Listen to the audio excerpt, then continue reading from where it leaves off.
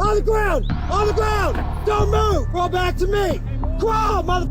Crawl! Hey, this is Officer Davis. Is the car okay?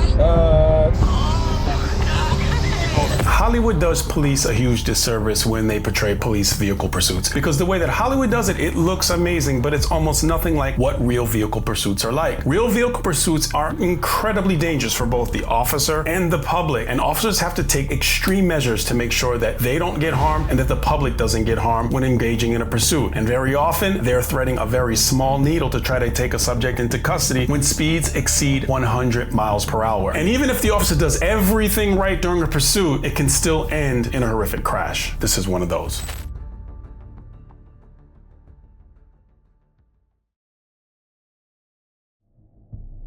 So if you see a video and an officer's laying off and not moving and the vehicle goes by, many times they catch them on radar. But if they see and get an estimate that they are at a high rate of speed, many times we'll pace them once we catch up to them to see what their speed is if we didn't catch them on some type of radar device. And in catching up to them, we can also catch other violations.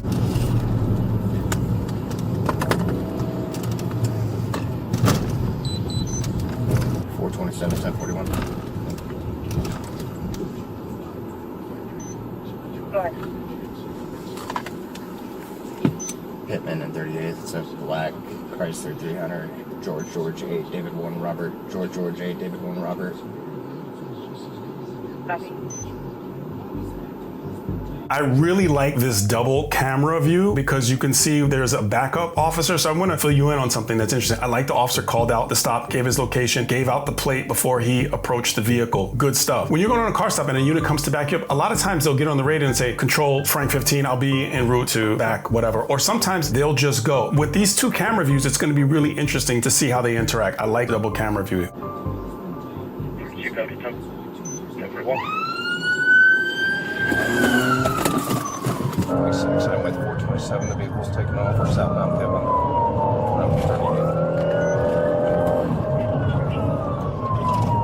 Black Chrysler 300. Looks like 2 or 3 occupants. Southbound Pittman. Up on 41st.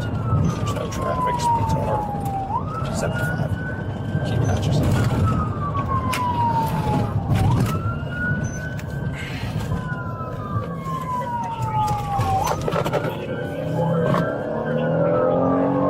This is good, interesting, because there's two sides to this thing before we go forward with this. That blacked out vehicle like that 300, you can't see anything. This, for me, perfect opportunity to utilize Pennsylvania versus MIMS. Come back to me. You cannot see inside of that vehicle. You have no idea who's driving it. The person could be doing whatever they want inside the vehicle. Then the other thing is that I usually make it as a critique is if you see that the other unit is right there and you're going to approach, why not just wait and so that you can both approach from opposite sides and one can be the cover officer. Now, it was really fortuitous for this officer that they didn't do that because now the secondary backup unit is right on the guy's tail and is now the primary unit. So it's interesting. Policing is fluid. Love this double camera view. Very good stuff. 427, I'm secondary. I'll start calling it. We're eastbound 42nd from Pitcher.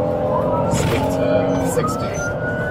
No traffic with us currently. Radio ear, don't know if you caught that. There are two units. The secondary unit advises dispatch. I'm secondary, I'm going to call it. Now this is a practice that is a very good, basic, but advanced to some degree technique because this allows the primary officer that's right behind to witness everything that they're witnessing and focus primarily on driving. Now that can switch throughout the pursuit, but these officers sound very calm while they're giving radio traffic. And as a sergeant, I would listen to how my officers were giving radio traffic during a pursuit. So to hear them this calm, know there's directions that they're going, I'm impressed so far with how I'm seeing this. And I think I did this department on something else before. But the things I'm listening for, speeds, direction to travel, traffic conditions, if there's an air unit available. And one of the most important factors as to whether a pursuit should continue is what crime are we chasing them for? So I know a lot of couples watch this and I'm starting to incorporate the fact that I'd like you to think independently when you're together because it's a great conversation is, would you let this pursuit continue? You might have different answers.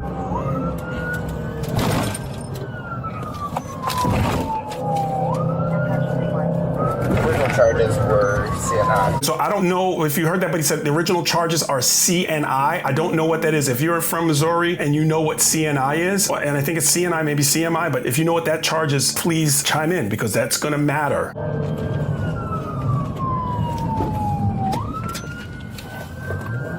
Alright, it looks like we're gonna go eastbound on Toledo. Still no traffic with us currently. Speeds 15 climbing.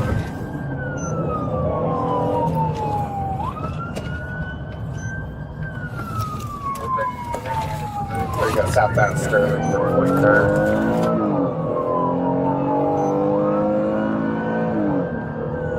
No traffic with us still.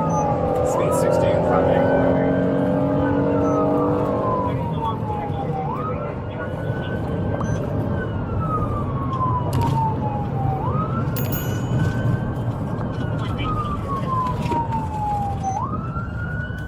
Alright, I briefly went into oncoming to pass some vehicles at 47th Street.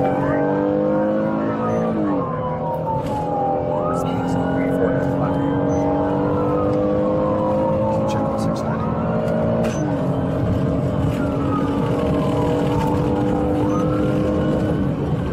This information is a black male driver.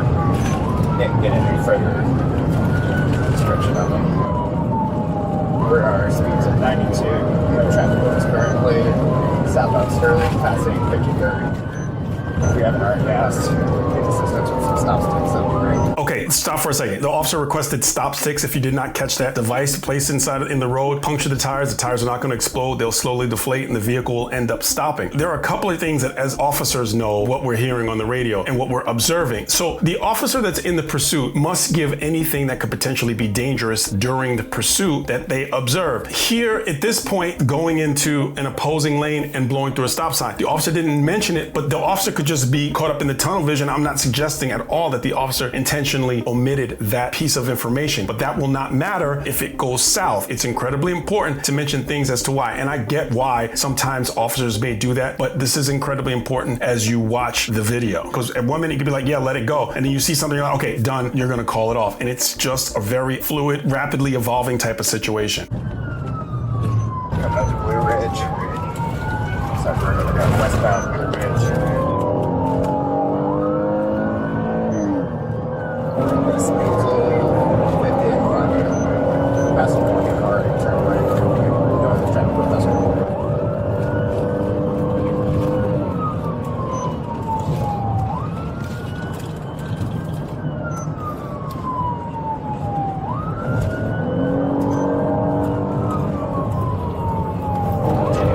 On Blue Ridge, back at passing 58th turns. Speeds are 65 to 70. We're breaking third red light at 59. No traffic like this currently. Speeds continuing to 60 to 70 miles an hour.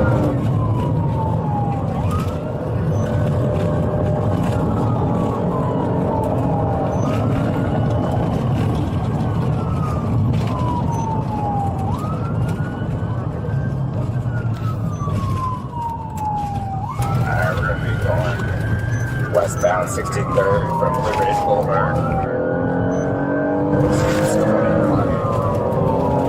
Light traffic, all building to the right.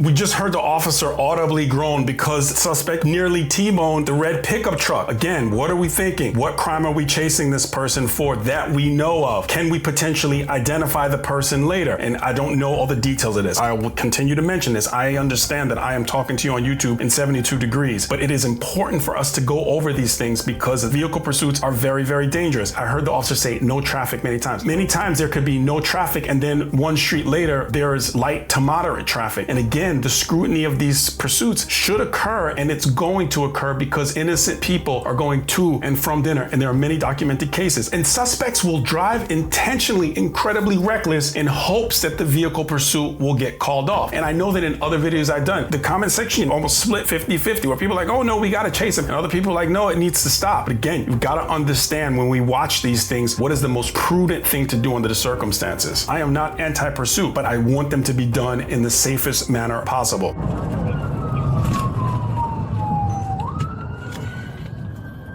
Oh! Breakdown, can you check on those two vehicles? I think they may have hit a mirror. It's a gray GMC and the rental car.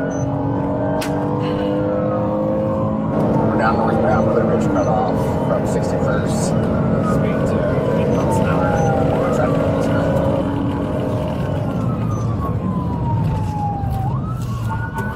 Westbound 59.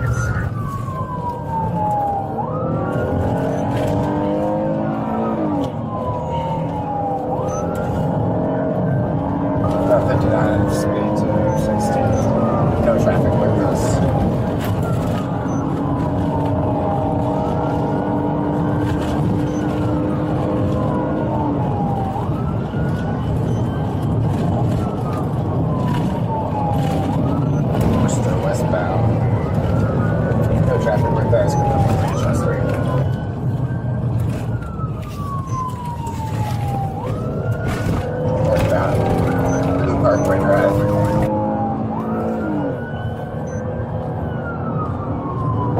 No traffic on that still.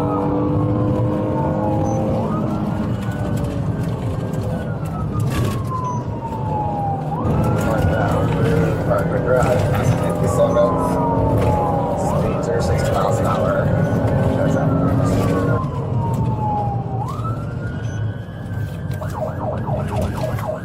Westbound, 50 minutes.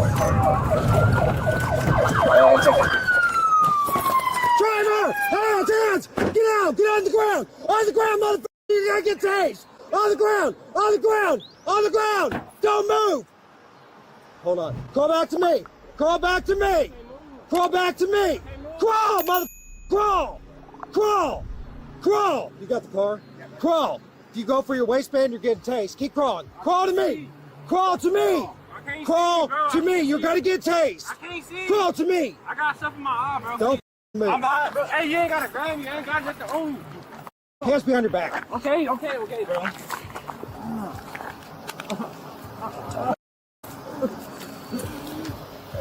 Who else is in the car? Nobody, sir. Stay there. Don't move. I can't breathe, bro. You're fine. You're I got talking. asthma. You're fine. I got asthma, bro. Y'all know, listen, I got asthma, please. Just stay on your side I like can't that. breathe. Sir, I can't breathe for real. You can breathe like that. I dead ass can't breathe. Breathe. All right. There's stuff in my mouth and my nose. I can't Okay. breathe. Can I sit Just up? relax. Can I please just sit up? This is a better There's nobody position for else- you. Just relax. I will sit you up in a second after. Listen. I'm telling you, I can't listen breathe, to sir. me. I can't breathe, As bro. soon as I clear the can't- car, I will come and There's set you up. nobody else in the car. We gotta check. I can't breathe. Please let me sit up. Please let me sit up. Sir, please let me sit up. Just hold on. You watch him. Don't move. You can sit up. Sit up. You set him up, please. On you, buddy. You got front, I got back. Gotcha.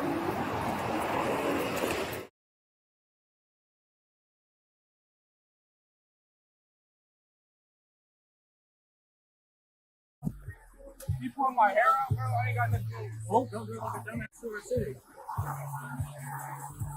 Sit up, buddy. In custody, really high adrenaline, lots of really good stuff to cover on this. This is a very good video. Let's talk about some things. Adrenaline. We heard the officer was incredibly calm while he was giving out radio traffic, new directions of travel and everything. The suspect vehicle crashes, the officer's out of the car. All of that adrenaline now is all inside of him and he's screaming at the top of his lungs and he draws down with his training firearm, plastic tip, clear. He draws down on the suspect with his firearm and his taser.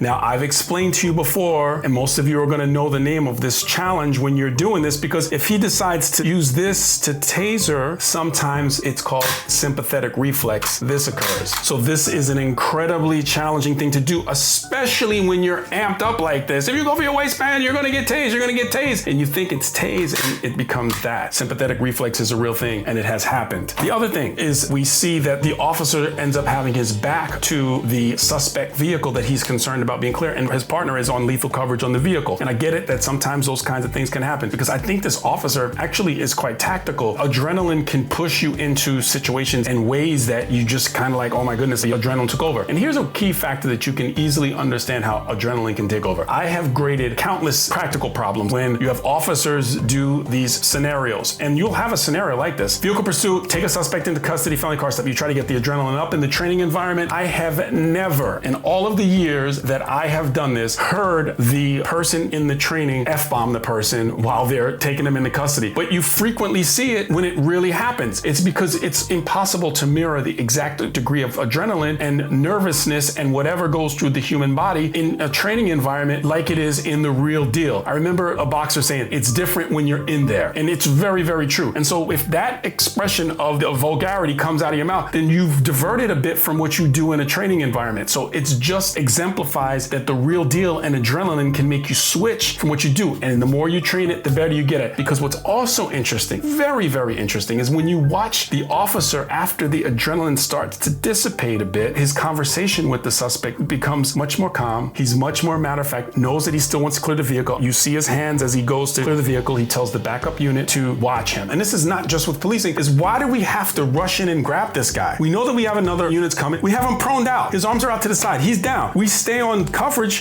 of the vehicle, coverage of this guy. We get a third unit up there. Everyone's calmed down a bit. You call him back to your voice. I mean, it's completely understandable, but this is when mistakes can potentially happen. We don't want to be in this taser firearm situation and have something happen when we can just simply slow it down, still be on lethal coverage. And that applies with everything that you do in life. I mean, every one of us can potentially run into a really high adrenaline type situation, and adrenaline can be helpful, but it can also make you make mistakes.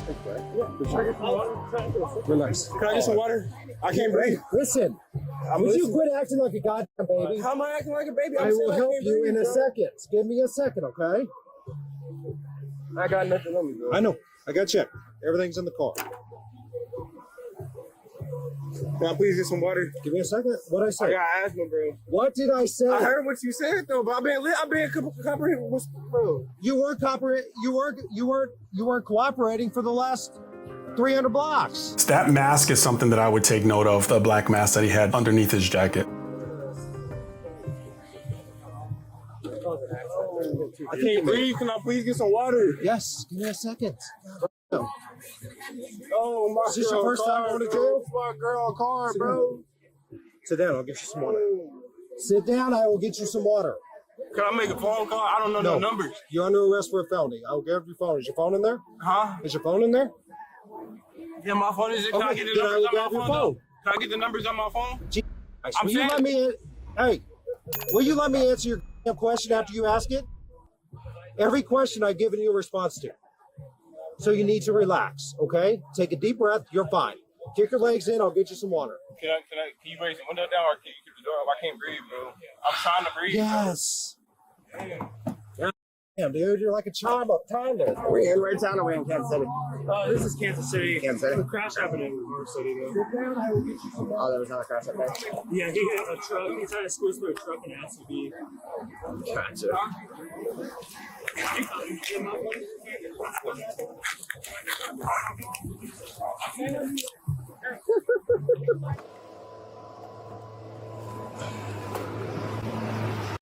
Yeah, dude, you're like a child up Tyler. Can we get a picture? Where was that? I did not. My body cam did. Did you catch that? The other officer said, did you get a picture of that? Where was that? And the officer had the kind of funny grin on his face. I've mentioned this before. Whenever you cover something that is of evidentiary value, it is incredibly important to get a still photograph of it in place. Body cam is great. The way the body contorts, it's not an intentional act, and you may not get the exact frame that you want of the item that you are attempting to capture in the photo.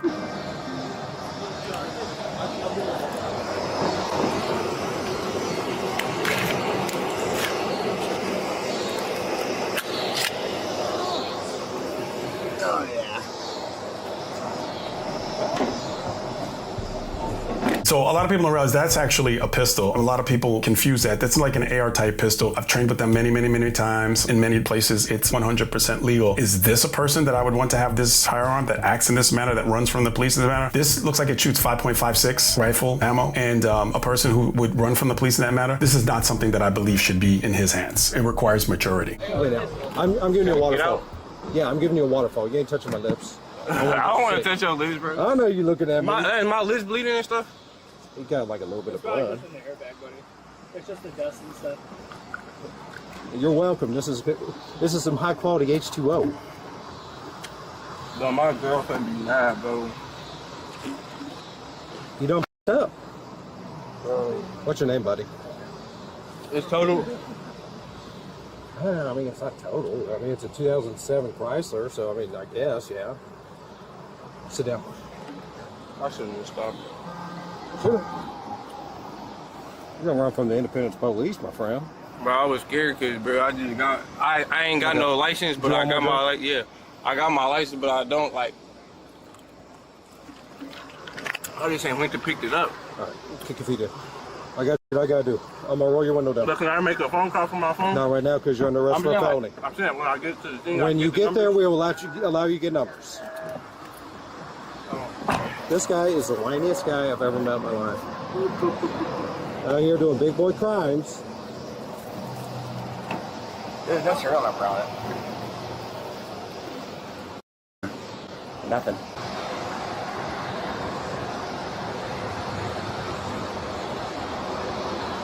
Okay, what? Hurt.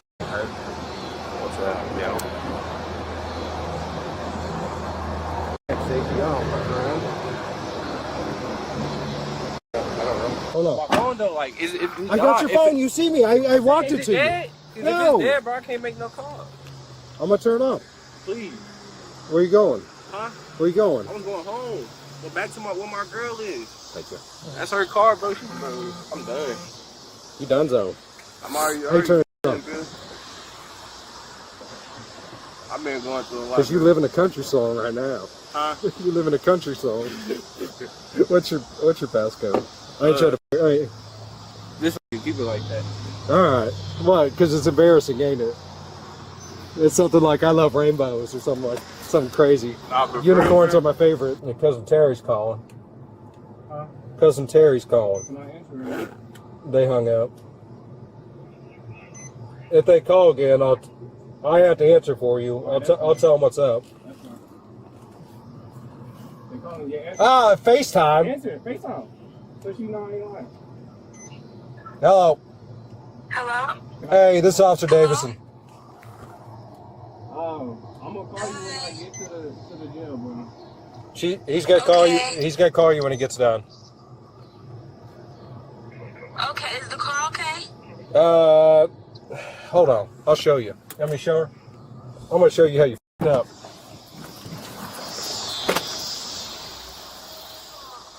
He done f***ed it up. Wait, totaled? Oh my god. He pulled up behind me.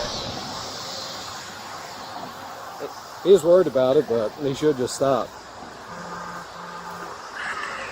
Okay. Left one got tighter. Yeah, I'll take a look at it. Yeah. He's a left. Yeah. My finger. I don't know if it's from the thing, but my finger got hurt with laying out of nowhere. I don't know. Yeah, he just sat on it. I can move it from here. I'm gonna loosen this one up a little bit. They go out quick, that's why. I was trying to pull you out because I didn't know if anybody else was in the car. And we do that so, I mean, we don't want you getting shot if we have to shoot at somebody, you know what I'm saying? Man, I was about to pop me anyway. I'm saying I couldn't see. I had my arm. That's how y'all be trying to scare folks. Well, I mean, we don't know what your plan is. We want you to be safe, and we don't want to hurt you. You see, I ain't even have nothing on me.